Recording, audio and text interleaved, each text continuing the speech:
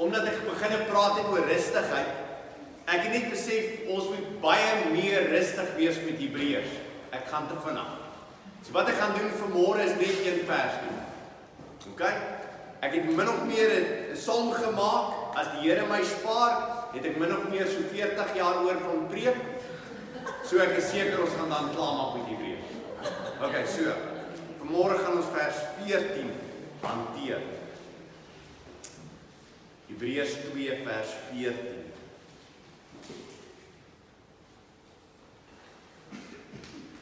Die konteks van hierdie gedeelte, hy is besig om te praat met die kinders. Kinders, wie is die kinders? Ons as gelowiges. Hoe het ons kinders geraak? Want die Bybel sê, ons het aan die Vader behoort, die Vader het ons vir die Seun gegee, die Seun het vir ons gesterwe, die Heilige Gees het ons lewend gemaak, en ons is kinders van hom. Dis hoe ons dit is. So dis die konteks van hierdie gedeelte. Kom ons bid net saam voordat ons dit lees.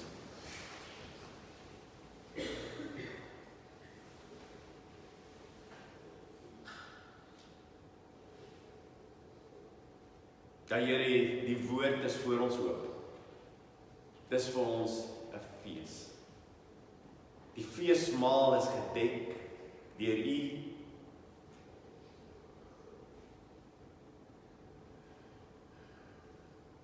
En ons beker loop oor.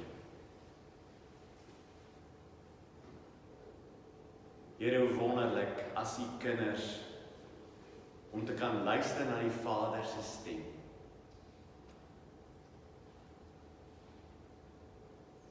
Om elke dag te kan hoor as U met ons praat deur die woord. O Here, die gebed van ons harte is dat U dit vir ons sal oopbreek. O Heilige Gees, gebruik dit in ons lewens dat ons verander sal word. En dat ons anders te hier sal uitstap as wat ons ingekom het.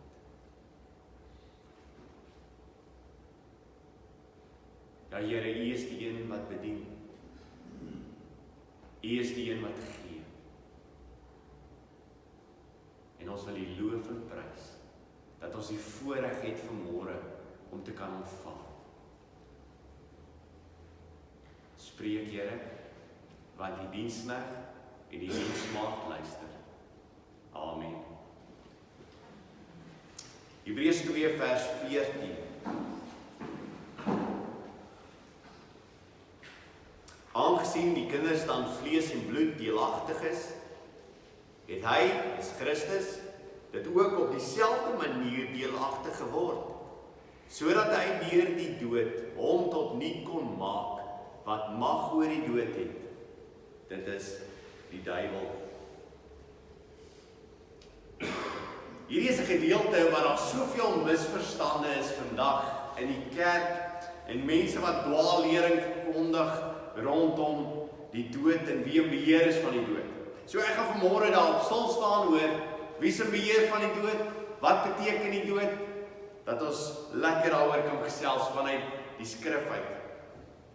Wat vir my wonderlik is voordat ek begin om dit te sê, is dat hierdie gedeelte vertel vir ons dat hy dit gedoen het. Christus het dit gedoen, hy het dit vrywillig gedoen. Omdat die mens vlees en bloed is, het Christus vrywilliglik homself blootgestel en mens geword. Uit sy eie uit het hy dit gedoen. 'n Wonderlike gedeelte wat daarna baie verwys is Johannes 10 vers 18. As hy praat oor die skape en oor die herder, dan sê hy vir hulle, niemand neem dit van my af nie, sy lewe. Jesus sê, niemand neem my lewe van my af nie. Dis nie dat die Vader van my iets gevra het wat ek nie wou doen nie. Die Seun wou dit doen. En daarom sê hy, niemand neem dit van my af weg nie, niemand neem my lewe van my af weg nie, maar ek lê dit uit myself af. Ek het mag om dit af te lê en ek het mag om dit weer te neem. Hierdie gebod het ek van my Vader ontvang. Jesus sê ek het mag om my lewe te gee en ek het mag om dit terug te vat. Ek is absoluut in beheer. Ek het dit vrywillig gedoen. En dis wonderlik, die konteks van hierdie gedeelte vertel vir ons oor wie Christus is, hoe wonderlik hy is, en dat hy alles wat hy gedoen het, vrywilliglik gedoen het vir wie? Vir sy kinders. Okay.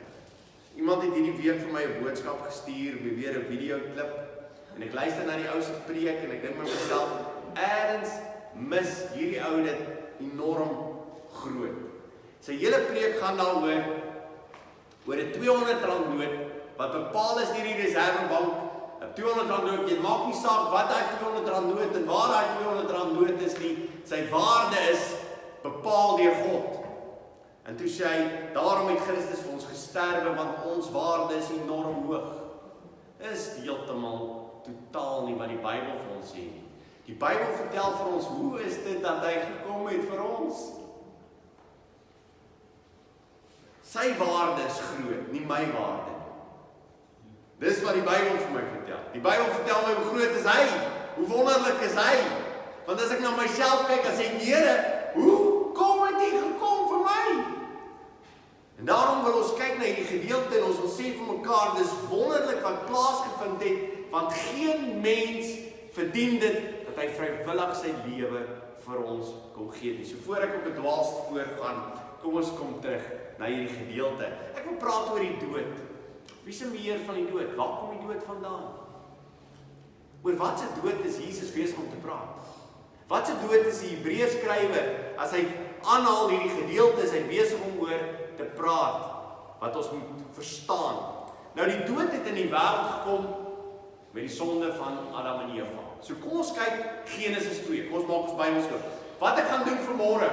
Ek gaan hardloop vanaf Genesis, ek gaan eindig by Openbaring, ek gaan nie al die boeke vat nie, so jy kan rustig wees. Maar ek gaan net baie van die boeke uit die Bybel uit gedeeltes vat en sê, wat beteken die dood? Wat word vir ons vertel oor die dood? En dan gaan ons na die konteks kyk van Hebreërs 2 en ons gaan sê, goed, wat beteken dit dat die duiwel die mag het oor die dood? Wat beteken dit? En dan gaan ons afsluit. So kom ons begin by Genesis 2 vers 17.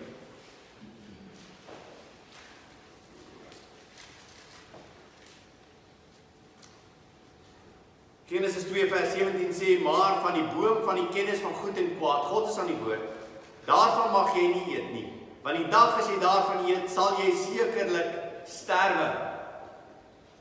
Goed, nou sien ons wat gebeur met Adam en Eva. Is nadat hulle die vrug geëet het, wat gebeur met hulle? Sterwe hulle? Okay, so dis die vraag, dis die eerste vraag is, hoekom sterwe hulle nie onmiddellik? Okay, so, waaroor het God gepraat? Want gaan hulle sterwe as gevolg van hulle sonde? Absoluut, hulle gaan sterwe. Maar die oomblik toe hulle van die vrug gelewe, het hulle alreeds gesterf, geestelik. Ewe skielik is daar geen meer kommunikasie tussen hulle en God nie. So geestelik, van die oomblik wat hulle die vrug eet, is hulle geestelik dood. En as jy geestelik dood is, wat is die eerste ding wat jy agterkom? Jy is kaal. Jy's naak. Sonder enige verhouding met God is jy naak, is jy kaal, en is jy altyd besig om jouself te soek, om jouself te bedek en weg te kry van die lewende God af. Daar kan jy kyk na die wêreld. Die wêreld, as hulle besef wie God is, wat wil hulle doen? Wegkry. Hulle wil wegkry, want hulle ervaar in hulle lewens, hulle is naak. En daarom is daar 'n honger in mense se lewens om wat te vul? Die naaktheid wat jy besef jy het. En daarom probeer jy om die naaktheid te vul? Wel, jy probeer geld, jy probeer dwelms, jy probeer seks, jy probeer enigiets wat jy in die hande kan kry, net om hierdie naaktheid in jou lewe te vul, wat alleen God kan vul. Want voor die sondeval was daar 'n verhouding met die mens met God gewees en dit was wonderlik. Sonde kom in die wêreld en daar vind dood plaas, geestelike dood vind plaas, en die uiteinde van hulle lewens is ook 'n fisiese dood vind plaas. So in hierdie konteks is albei word oor gepraat. Die eerste, die geestelike dood, jy sal sterf, en die tweede, die fisiese dood, die konsekwensies van die uiteinde van 'n lewe van sonde weg van God af. So sonde bring ernstige konsekwensies en ons sien dit met Adam en Eva se lewe. Jy sien wat met hulle gebeur. Wat gebeur met die eerste kind? Kain. Kain moord. Sonde se konsekwensies trek deur die wêreld en dit word al hoe erger en word al hoe erger. En nou wil ons mekaar afvra, goed, so, sonde het in die wêreld ingekom, deur wie het in die wêreld ingekom? Wie het die sonde gedoen? Adam en Eva. Wie het die straf hulle gegee? God. So wie het vir hulle die dood gebring? God het. God het hulle as straf, het hy die dood vir hulle gegee in hierdie wêreld. En nou begin ons al reeds in Genesis te sien dat wie het die mag oor die dood? Wie gee dood? God. Kyk nou na gedeelte nou, as jy nou na Job kyk. En Job baie keer lees jy sy verhaal en jy dink by jouself, wel, hier was 'n probleem gewees. God het vir die Satan gesê, kyk hoe wonderlik is my diensknegt Job. En Job was hierdie wonderlike man gewees en Satan sê, wag net dat jy hom aanraak. Wag net dat jy hom aanraak, dan sal ons sien wat gebeur. En dan gee God toestemming. Maar luister 'n bietjie en ek weet nie of ons almal dit gereeld sien nie. Ek het al daaroor gepraat. Maar kyk na Job 1 vers 18.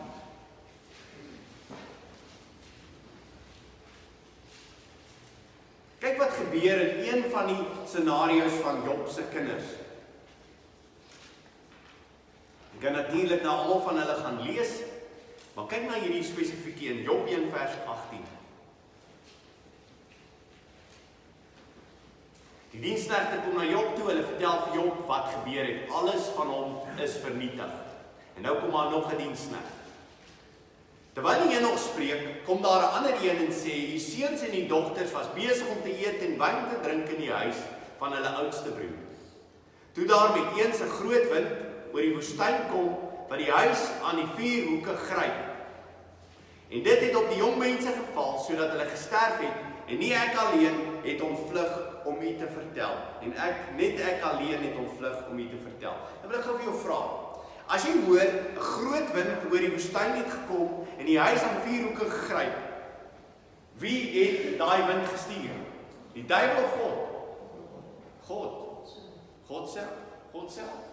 Die antwoord vir dit, die antwoord vir die wegneem van hierdie kinders se lewens vind ons waar? Net 'n bietjie verder in Job 2 vers 3. Kyk net 'n bietjie verder, Job 2 vers 3. En die Here vra vir die Satan, het jy afgegee op my knegt Job? Onthou, die Satan kom terug, verskyn voor God en God sê vir hom, het jy gekyk na Job? Want daar is niemand op die aarde soos hy nie, 'n man vroom en opreg, Godvreesend en van afwyk van die kwaad. En hy volhard nog in sy vroomheid, alhoewel jy my teen hom opgehits het, om hom te vernietig.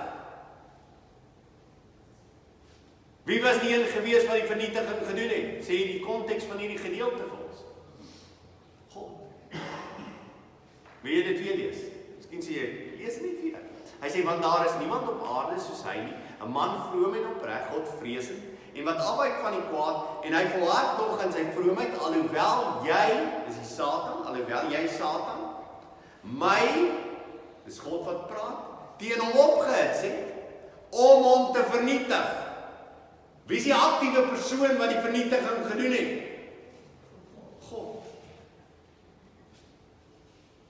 Sonder oorsaak.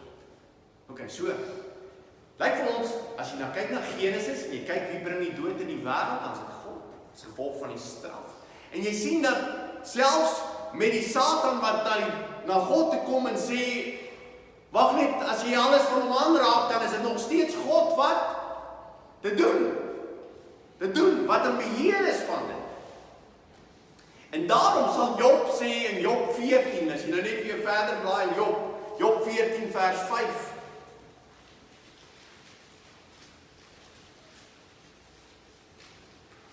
Hy praat oor die mens. Job 14 vers 5.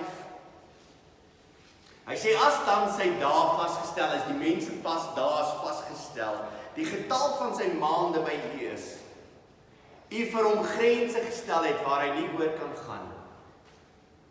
So elke mens, en ons gaan dit 'n paar keer sien vanmôre in gedeeltes wat ek gaan lees, elke mens het bepaalde grense wat daar vasgesit is van hom deur God.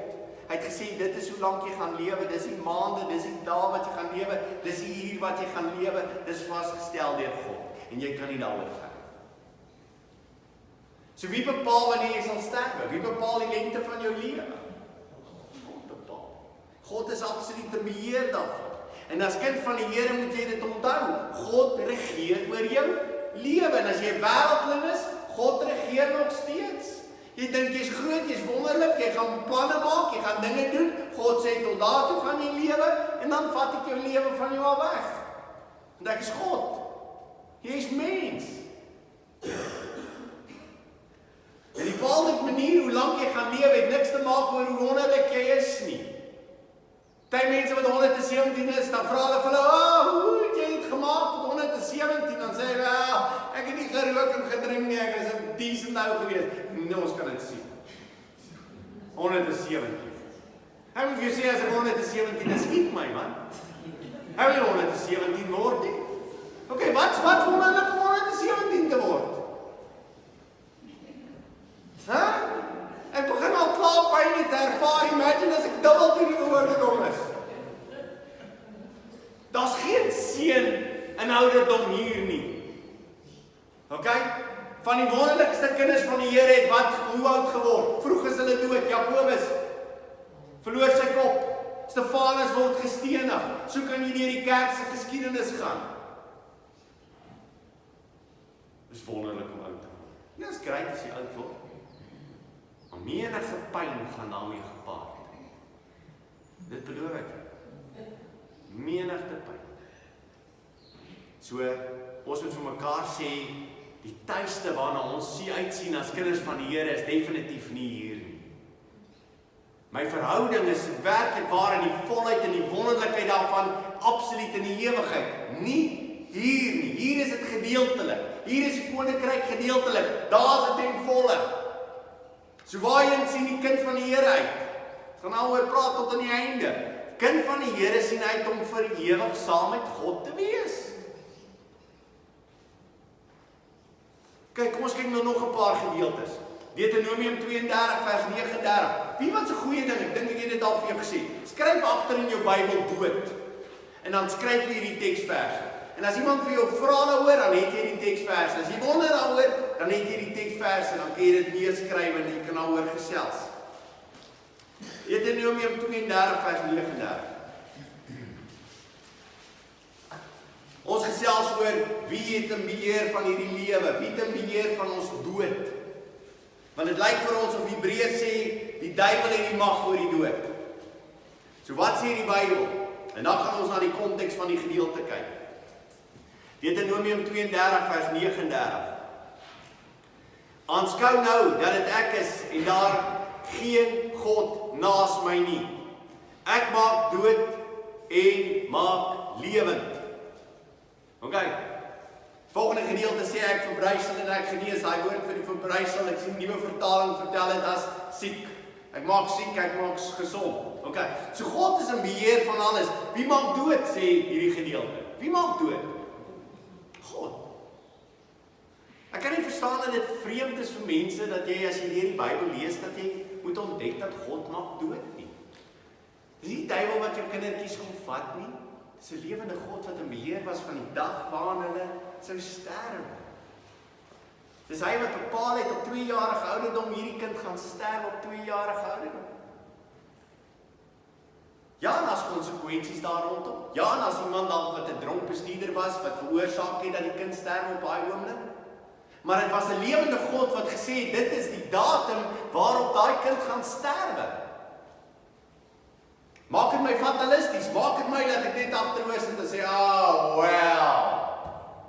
Ek gaan nou maar lewe soos wil, want wragties waar God het my lewens sy hande en ek gaan anyway sterwe wanneer hy bepaal het. Nee, dan moet jy nie 'n verhouding met hom. En 'n verhouding met hom is, Here, hier is 'n beheer van alles en as ek sterwe op daai dag is dit deur nie, maak nie saak wie dit vir my weggeneem nie. Of dit nou 'n boef is wat inbreek en my kom skiet met 'n geweer, hier daai dag bepaal. Daarom hoef my familie nie kwaad te wees vir die boef nie.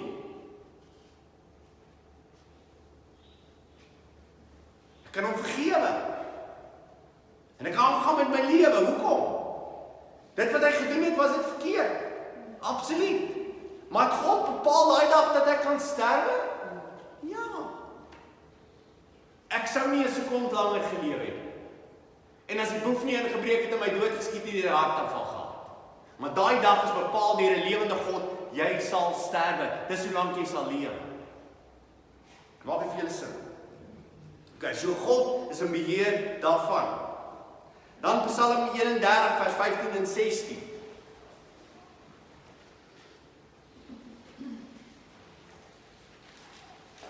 Psalmdigter prys die Here. Kom ons kyk waaroor prys hy die Here. Psalm 31 vers 15 en 16.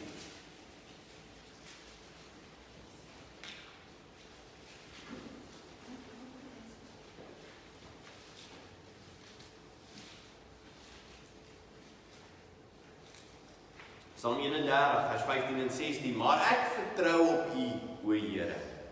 Ek sê U is my God. Dis beautiful.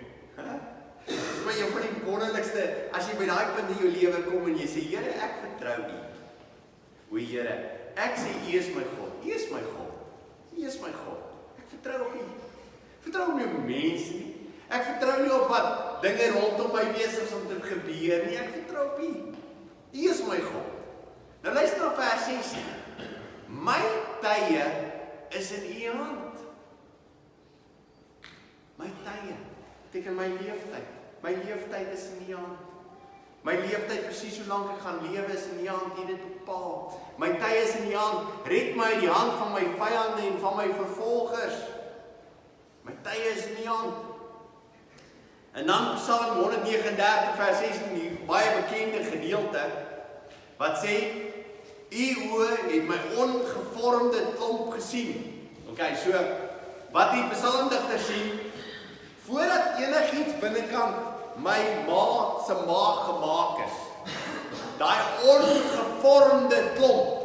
Wat beteken ongevormde klomp? Beteken is nog nie gevorm nie. So voor ek nog 'n gedagte was, het God al reeds van my geweet.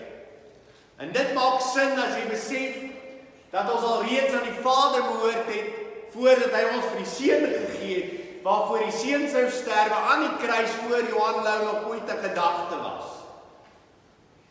So God het my ongevormde klomp het hy gesien. Het alles van my geweet voor ek daar was. Hierdie goed is mense, as jy hierdie psalms lees, dan moet jy net stil raak vir 'n oomblik en jy moet net begin dink hieroor, want dit is unbelievable. Alles rondom dit vertel vir jou van 'n God wat nooit beheer verloor. Nooit.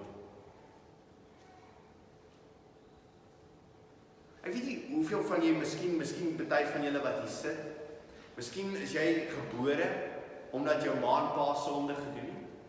Miskien voor die huwelikse seks gehad en jy's gebore. Was dit wat hulle gedoen het verkeerd in die oë van God? Absoluut. Maar het God voor die grondlegging van die aarde bepaal dat jy daar sou wees?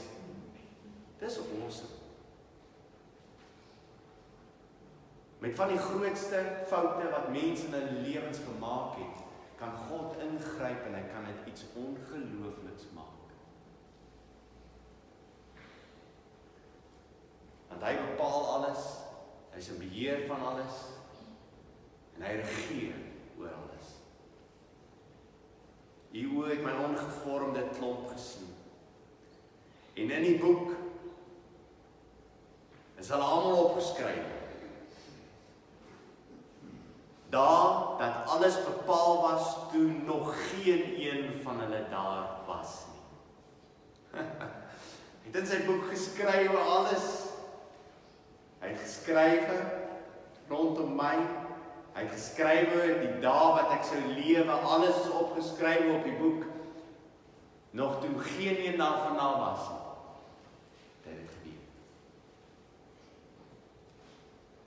Dit is 'n God wat jy net voor wil stil raak en net wil aanbid. Jy wil hierdie psalm lees en jy wil dit weer lees. Tuurlik, jy kan Psalm 139 en lees dit voor die eet vanmiddag by die tafel. Dit is 'n amazing psalm. Kan ek dit net weer herhaal? Dis my mooi. Goed. U oë het my ongevormde klomp gesien. En in die boek is hulle almal opgeskryf. Daar dat alles bepaal was toe nog geen een van hulle daar was.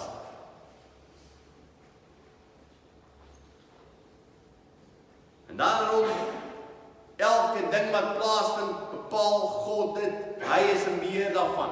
En een van die ouens wat 'n absolute sondige lewe gelei het, Belsasar, die seun van Nebukadneser, hy hou 'n partytjie en hy dink hy kan maar doen wat hy wil. Hy dink hy's groter as God en hy bring die goedes wat God in sy tempel het, die heilige dinge, bring hy in sy lokale en hy hou fees en sy mense is besig om te suip en te drink uit al hierdie goedes uit. Nou hy is die koning. En dan is daar 'n skrif teen die muur. En jy kan sien hoe magtig hierdie arme ou koning Belsasar is toe daar 'n skrif op die muur kom. Wat gebeur met hom? Die Hebreë sê sy heupbene het losgeraak. Het jy al bang gewees? Alles raak los. Dis hy. Hierdie ou magtige koning wat dink hy kan vir God sê wat hy wil doen. En hy kan met God se heilige dinge doen wat hy wil doen. En dan al wat God doen is hy sit vir hom 'n skrif teen die muur. Menie teken die farse. En Belsasar sê dan sommer, lees daai gedeelte. Die hele lyfie het losgeraak. Hy is so 'n ou brawe mannetjie. Miskien baie van julle is net so braaf. Jy dink jy's baie braaf. Jy dink jy kan doen wat jy wil. Leef soos wat jy wil. Jy het nog niks gesien nie, tot die dag wat jy voor God gaan staan. As 'n skrif teen die muur van die lewende God vir een van die magtigste konings bang maak dat sy heupe losraak, het jy enige idee wat gaan gebeur as jy eendag voor die lewende God gaan staan? En dan roep hy vir Daniël. En Daniël praat met hom in Daniël 5 vers 22. Daniël is enorm onbeskof met hierdie koning, jy kan dit gaan lees. Want hy behoort baie beter te geweet het omdat sy vader Nebukadneser is en God dieselfde pad met Nebukadneser gestap het. Hy sê maar hier Belsasar seun het die hart nie verneder nie, alhoewel hy dit alles weet. Jy weet wat gebeur het. Jy weet wat gebeur het met die pa, hoe hy gras gevreet het. Maar hy het die verhef teen die Here van die hemel en die voorwerpe van sy huis het hulle voor hy gebring. En hy het die maghebbers, die vroue en die byvroue het wyn daaruit gedrink. En hy het die gode van silwer en goud, koper en yster, hout en klip geprys. Wat nie sien en nie hoor en nie weet nie. Maar die God in wie se hand u asem en vir wie u paai is. Wie bepaal jou asem? Wie het jou asem? Koning Belsasar, wie het jou asem? Wie hou jou asem vas?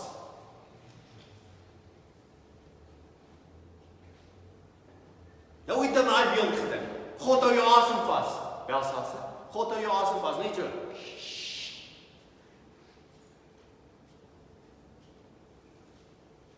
Elke asemteug wat uit jou mond uitkom, is bepaal deur 'n lewende God en hy beheer.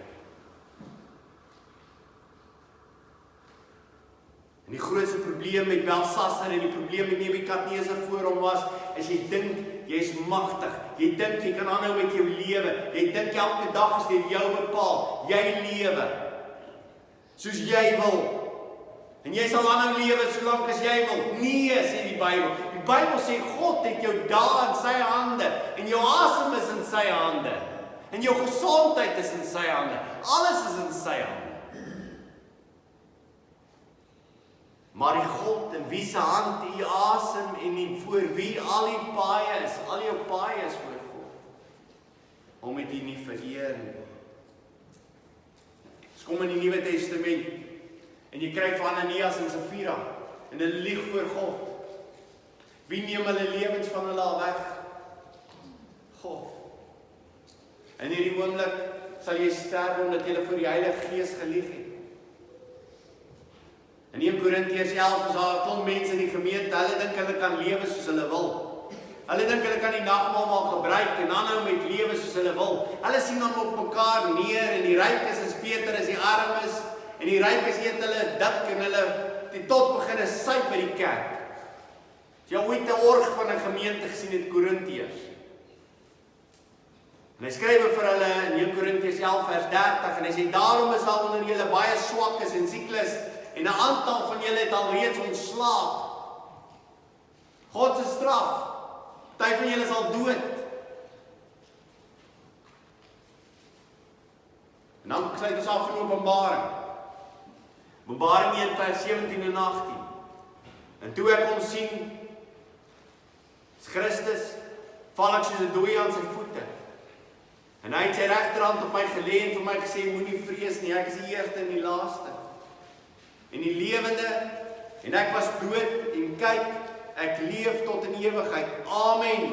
En ek het die sleutels van die doderyk en van die dood. Ek het die sleutels van die doderyk en die dood. Ek is in beheer daarvan. Wie die hel geskep? God. Wie die doderyk geskep? God. Hades. Wie dit geskep? God. Ras hier die ander dag so ongelooflik mooi ook verduidelik. Ou Testament, waarin die mense gaan goed en sleg. Ouens wat vir die Here gelewe het, regverdig is, en die wêreldse mense, waarin het hulle gegaan? Almal Hades toe. Die wat vir God gelewe het, wat vir God geglo het, hulle was in 'n plek in die boesem van Abraham. Maar die res van hulle was in Hades, die plek van pyniging. En daar was 'n groot kloof tussen dit. Dit is wat Christus vertel as hy praat oor Lazarus en die ryk man, as 'n groot kloof, en die wat hierdie kant is, kan nie daai kant toe gaan nie, en die wat daai kant is, kan nie daai kant toe gaan. En dan wat gebeur is, na Christus aan die kruis gesterf het, nadat hy opgestaan het uit die dood uit, wat gebeur? Hades breek oop en die mense wat in God geglo het, breek uit en hulle gaan in die hemel in. En die wat nie in God geglo het nie, bly nog steeds in Hades. Tot die oomblik gebeur dat Hades ook in die hel gegooi sal word. In die laaste oomblik. En as jy dink Hades is erg, my man wat daar sit, die ryk man wat daar sit en ongelooflik vra vir water, het hy niks gesien en hoe dit gaan lyk teenoor die hel nie. En Jesus praat oor die hel. Hy praat oor die ewige hel wat gaan voorlê. Maar wie is in beheer van alles? God. Nou kom ons terug na die gedeelte en ons vra vir mekaar af, waarvan praat hierdie gedeelte dan as hy sê die mag van die dood is in Satan se hand, is in die duiwel se hand. Waarvan praat hy dan? Nou moet ons weer eens teruggaan, en ek hoop jy is met my die hele tyd, ons moet weer teruggaan na Genesis.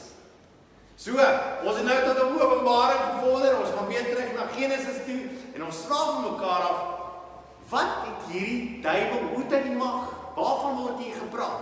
So kom ons gaan terug na Genesis 3 toe.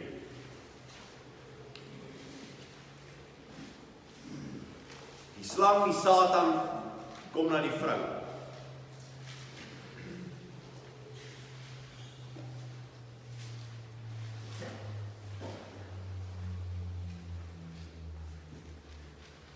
Hy kom na die vrou, en hy sê vir haar, Genesis 3 vers 4, toe sê die slang vir die vrou, julle sal gewis nie sterwe nie. So, dis van altyd wat hy doen. Die Satan sê net altyd die teenoorgestelde van God. Hy draai dit net. En hy sê vir hulle, julle gaan nie sterwe nie. Maar God weet, dat as julle daarvan eet, julle oë sal oopgaan. Sodat julle soos God sal wees, deur goed en kwaad ken.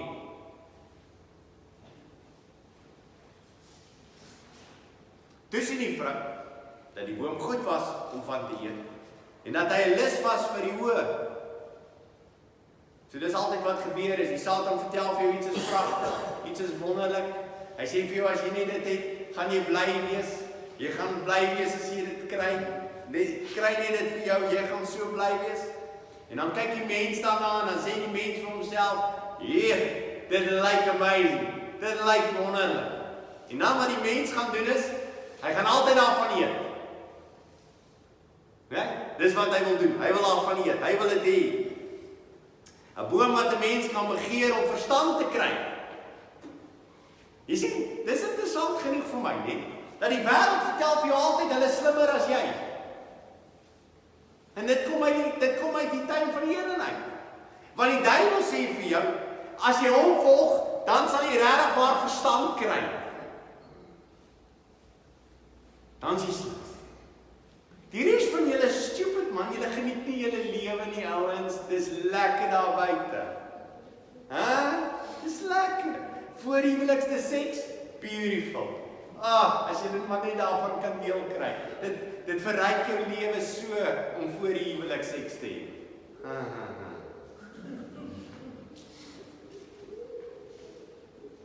En dan eet jy van daai boom en jy dink by jouself jy gaan great wees en dan sê hulle vir jou, man, as jy glo jy regtig waar as God. Kry verstand. Glo jy regtig waar God het alles geskep. Waar is jou verstand? En dis wat die duiwel vir ons sê. En die vroukie sy is wonderlik. Sy sê sy het begeer om verstand te verkry. Sy wil slim raak. En sy neem van sy vrugte en eet en gee ook aan haar man wat by haar sit en hy het ook geëet. Natuurlik die grootste ewel wat daar is, 'n man wat niks doen in die huis nie en besig is dat die vrou in beheer wees. En dis wat hier gebeur vir die eerste keer, van die man weg van die hoofskap wat God hom gegee het en hy gaan sit en die vrou neem die hoofskap oor. En is chaos. Glo maar wat die wêreld sê, vrou moet nie onderdanig wees nie. Ons almal is dieselfde, ons albei is hoofde. Dit lyk soos 'n twee-kop monster. Die God het bepaal, daar is orde. God het bepaal in 'n huwelik, dis hoe 'n huwelik sal lyk. Buite kan 'n huwelik, ja. Is julle gelyk? Absoluut. Maar binne kan 'n huwelik kies die man om hoof te wees, omdat God so sê, en die vrou kies om sy helper te wees, onderdanig te wees, om hom te ondersteun. God het dit so bepaal. Die vrou besluit, sy wil nie so wees nie, so sy gee vir die man. En hy het ook al van geëet, en wat gebeur met hulle is, omdat die Satan vir hulle gelieg het, wat gebeur om op daai oomblik in hulle lewens? Dood kom in die wêreld in. Sien Johannes 8 vers 44, as Jesus met die mense praat, sê hy vir hulle, julle die duiwel as julle vader, en die begeertes van julle vader wil julle doen. Hy was 'n mensemoordenaar van die begin af en staan nie in die waarheid nie. Wat is die Satan? Mensemoordenaar. Hoekom is hy 'n mensemoordenaar? Hy wil vir jou goeders sê wat lekker is en wat wonderlik is, maar sy eintlike grootste begeerte is om jou wat te doen? Te vernietig. Hoekom? Hy haat God. En God het die mens gemaak as wat? Kroon van sy skeping. En hy wil graag hê die mens moet wat word? 'n slaaf. Daarom van die eerste sonde in die wêreld gekom het, wat het die mens verander van? Van die kroon van God se skepping na 'n slaaf. Sweet van jou aangesig. Jy werk verdien, jy geld verdien, jy kos verdien. Ewe skielik het daar verandering plaasgevind. En die Satan hou aan om vir mense te lieg, sodat hy kan aanhou om hulle wat te maak? Slawe. Want hy's 'n mensemoordenaar. Sy grootste vreugde is om jou te vernietig. En hy hooree die mens in die tuin van die Here, kies liewerste die dood in plaas van die lewe. Kies die dood. En dis wat gebeur, die oomblik as jy sonder Christus sterwe, wat gebeur met jou? Die oomblik as jy fisies sterwe en jy sterwe sonder Christus, wat gebeur met jou? Jy's ewig dood. Nie dood dat jy nie jou asem daar aan die kant gaan jy nie jou oë oopmaak nie. Nee, jy gaan jou oopmaak en jy gaan in die doodryk en jy gaan in die hel wees eendag. Maar dit is waar die Satan wen, is dit nie? So waar lê die mag van die Satan? Die oomblik as jy sterwe, is sy mag oorwinning klaar plaasgevind van nou kan jy nooit weer terugkom na hierdie kant toe nie. En hy het gewen. Dis waar sy mag lê. As jy jou asem uitplaas, my liewe vriend en vriendin, en jy sterwe sonder Jesus Christus, het die duiwel gewen. En dis waar sy mag lê. En daarom is my so ongelooflik dat mense so speel met dit. Speel met hulle lewens. Dink hulle kan nog lank lewe en hulle kan nog soveel dinge doen. Terwyl in een oomblik kan jy sterwe en dan is dit verby en die duiwel het gewen. Vir ewig is jy by hom. En daar's geen tweede kans. Kan jy verstaan nou, kom ons gaan terug na Hebreërs 2 vers 14. Kan jy verstaan hoe die Hebreërskrywer vir die mense skryf? En hy vertel vir hulle hoe wonderlik Christus is, wat hy vir ons kom doen het, die versoening wat hy vir ons bewerkstellig het, die geregtigheid wat ons ontvang het, alles wat ons uit hom uit ontvang het, en hy doen dit vir sy kinders. En dan sê hy vir ons hoe wonderlik dit is, want wat sou gebeur het as ons sterwe sonder Christus wat vir ons gesterf het aan die kruis? Die mag van die Satan sou gewen het. Maar die mag van die Satan is gebreek deur Jesus Christus.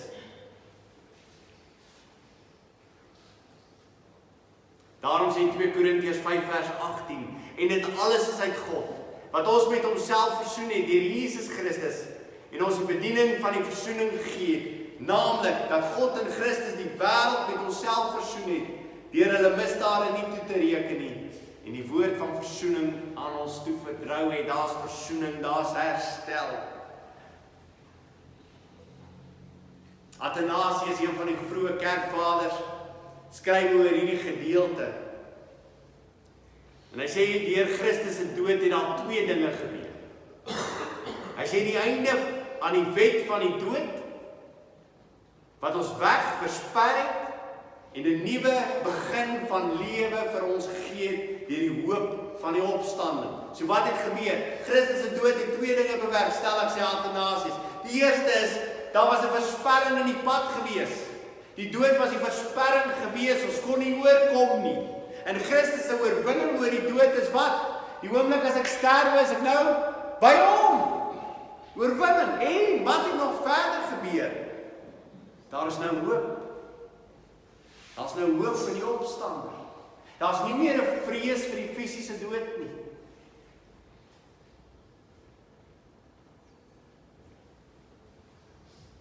Daarom as Jesus met die mense praat, dan vertel hy die volgende in Johannes 8 vers 51. Luister hierna. Hy sê vir hulle voorwaar, amen, amen. Ek sê vir julle, as iemand my woord bewaar, sal hy die dood in der ewigheid nie sien nie. Het hy gepraat van die fisiese dood? Nee. Hy het gepraat van die ewige dood. Daai ene waaroor die Satan die mag het, dat as jy sterwe sonder Christus, dat jy vir ewig by hom sal wees. Daai mag is gebreek deur Jesus Christus. En daarom, as jy 'n kind van Christus is, sal jy die dood in der ewigheid nooit sien nie. Tuurlik, die ouens wat daarna geluister nie verstaan nie, hulle sê Abraham het dan gesterwe. Wie is hy? Is hy beter as Abraham?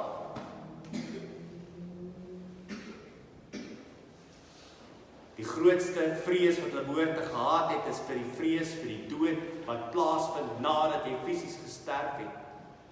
Terwyl vandag nog die grootste vrees wat mense het, is nie vir die ewige dood nie, maar is vir 'n fisiese dood.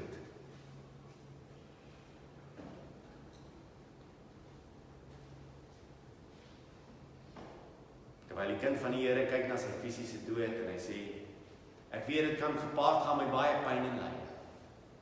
Maar hierdie is nie die einde nie. Dis die begin. En Jesus vertel 'n gelykenis en dit is vir my so 'n mooi gelykenis. Hulle sê vir hom, hy is Beelzebul. Hy dryf duiwels uit deur Beelzebul. Luister mooi wat sê Jesus vir hulle in Lukas 11 van vers 19 af. En as ek deur Beelzebul die duiwels uitdryf, deur wie dryf julle seuns hulle uit? Daarom sal hulle julle regters wees.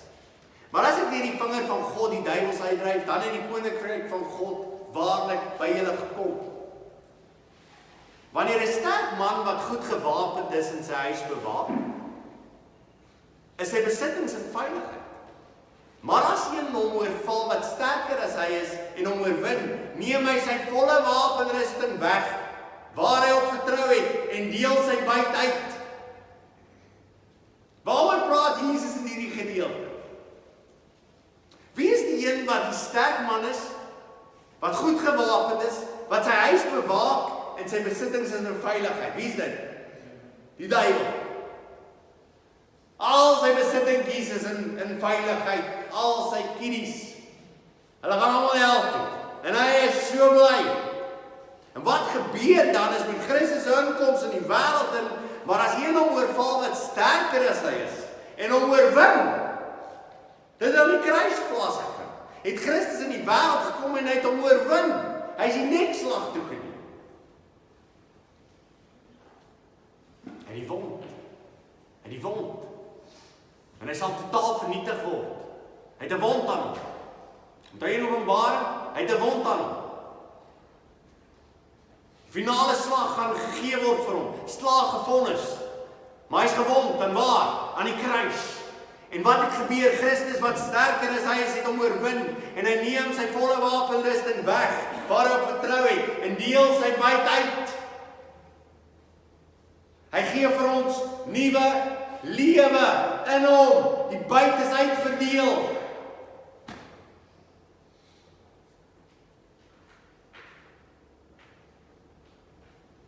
Hy wat sonde doen, is hy die duiwel, sê in Johannes 3 vers 8. Want die duiwel sondig van die begin af. Vir hierdie doel het die Seun van God verskyn om die werke van die duiwel te verbreek. Daar gaan 'n dag aanbreek waarvan Openbaring 20 vers 10 praat.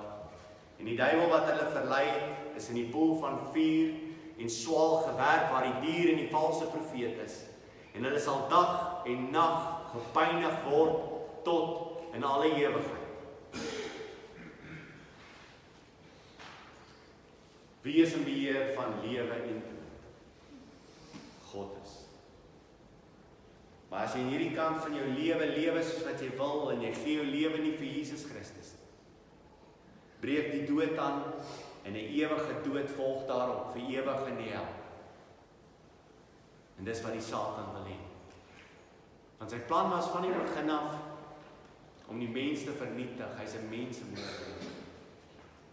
En hy sê elke keer na jou toe kom en vir jou vertel dat iets is nie so erg as wat die Bybel dit maak nie. Iets gaan nie regtig waar so wees nie. Het God regtig waar gesê dit is hoe dit moet wees? Ons lewe in 'n ander tyd. Kultuur het verander. Dit gaan nie so erg wees nie.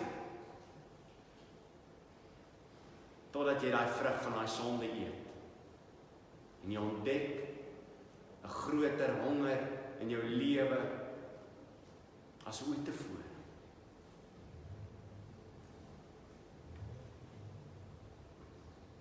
En daarom sterwe Christus aan die kruis. En hy sê ek het gekom om vir julle lewe te gee. Lewe te gee. En dit in oorvloed. Wat kies jy vanoggend? Lewe of dood? Amen. Kom ons buig ons hoofde.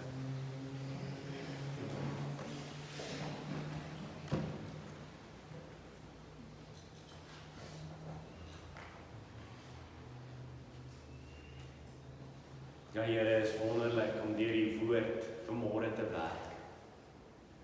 Ek kan sien hoe duidelik dit is dat U in beheer is van lewe en dood, dat U alles bepaal.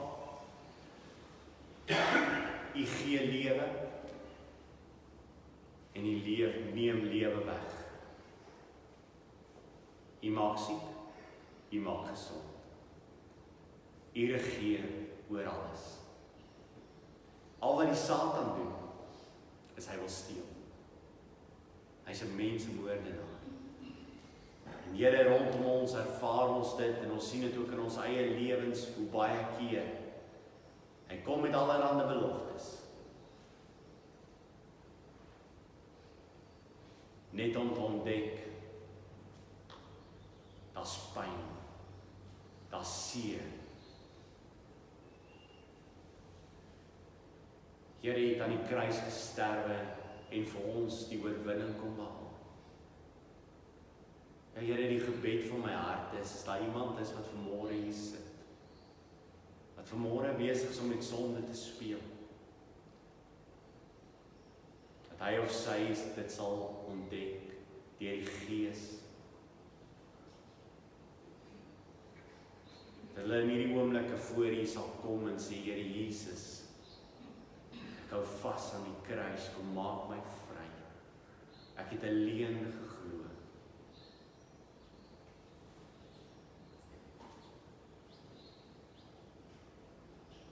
Maar Here, U het die prys betaal om my vry te maak. Ek wil lewe hê. Ek wil die lewe hê waarvan U die vrou in die put beloof. Strome van lewende water sal uit jou uitborrel. Here, dit is wat ek soek.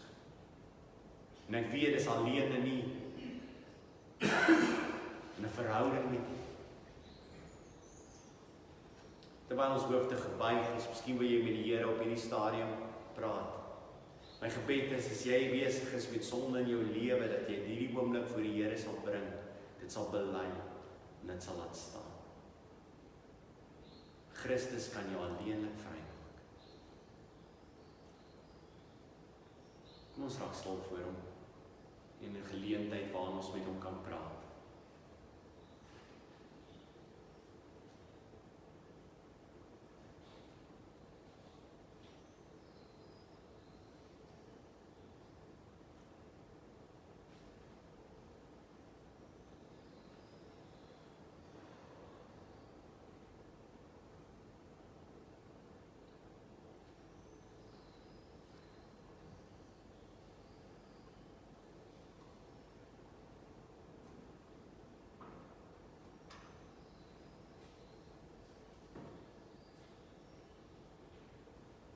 Here, U vergewe ons, U verwyder ons sonde so ver, soos die ooste van die weste is, so ver verwyder U sonde van ons af.